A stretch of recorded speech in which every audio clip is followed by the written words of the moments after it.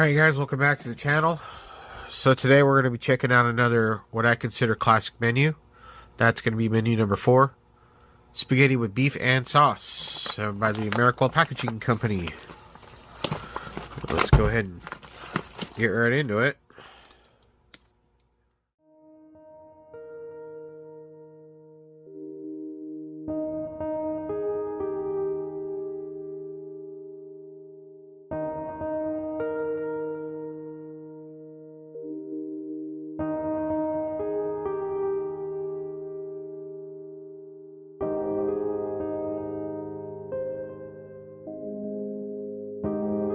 What year did you go into the military? I went in June of 1943. Were you drafted? Yes. Army?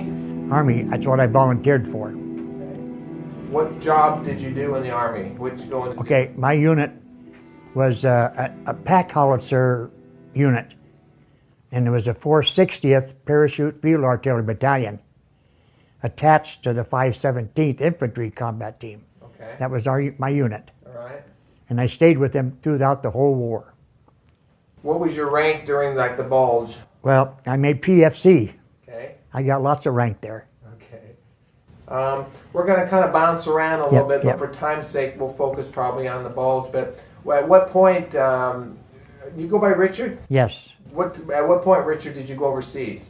Well, we went over in March of 1944. We went into to Italy. Okay. That's our unit came into above Salerno in Italy and on up to Rome, and that's where we prepared for the jump into southern France. And when was the jump?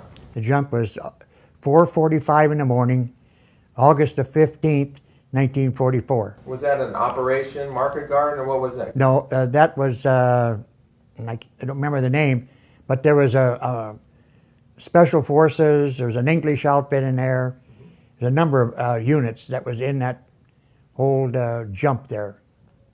And then from that point, take me into, you know, the fall of 44 and then eventually into the bulge. Okay, we was up on the lines for about 156 days.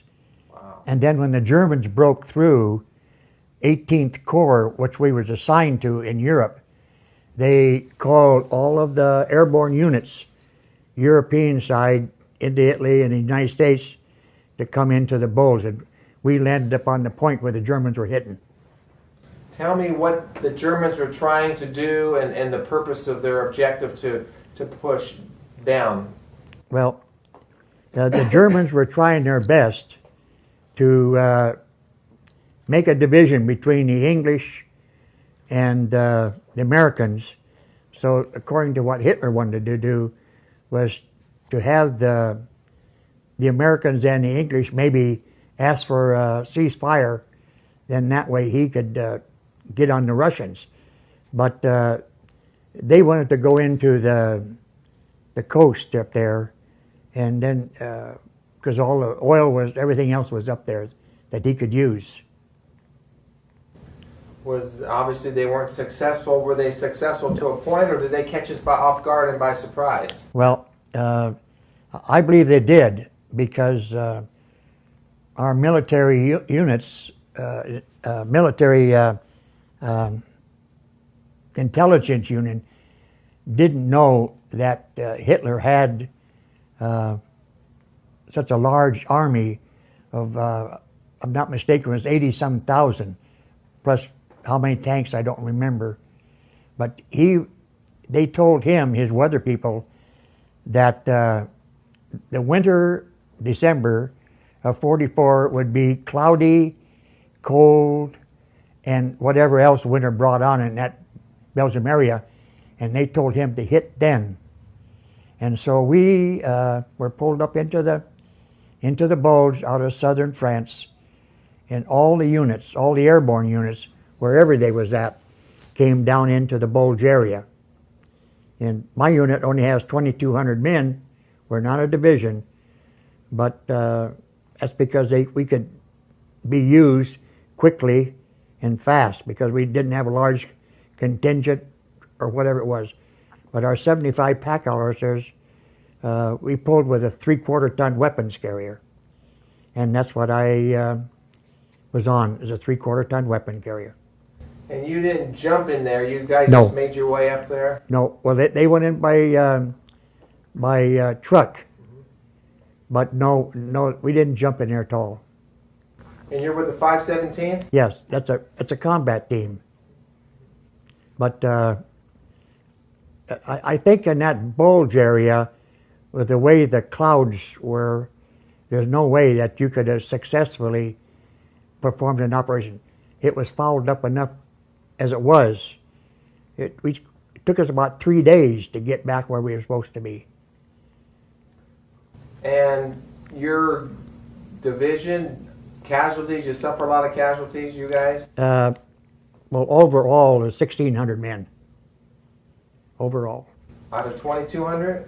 Yeah. 1,600 were casualties? Yes. Holy smokes. You got to remember now, we were given $50 more a month to be airborne.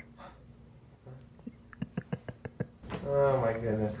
So what are you guys doing during this time? You fighting your way? You holding the position? What kind of combat are you getting into? Well, we supported our 517th Infantry, but there were times when different divisions would call on artillery fire, so they shifted us around to do that. But when we went from southern France up to the Bulge, we was in trucks and went up in that way. But because of, they just used us wherever they wanted to use us. That's the way it went. But the Bulge was 12 below zero. And if you read in Patton's book, he states that. But it was terribly cold. Hell is on one side. I don't know where that coldness goes at, but it's cold. It was cold there. And so there was a lot of frostbitten people. And what really bothered me was the positions a lot of dead men had. That bothered me greatly. After they died? Yeah, after they died, yeah. How does a young man going into combat, how do you get through those times? I mean, when it's tough, when you see the first guy die, the combat, is it your training, your faith? How do you get through that? Well, it has a lot to do with your training, which is right. My particular unit, 517th, went to Camp Toccoa, Georgia. And everything was done to get you to quit. Now, I come from Fort Lewis, Washington. 5 days after I graduated out of high school, I was in the Army. And it was 57 degrees there. When we hit Toccoa, Georgia, it was 105 degrees there.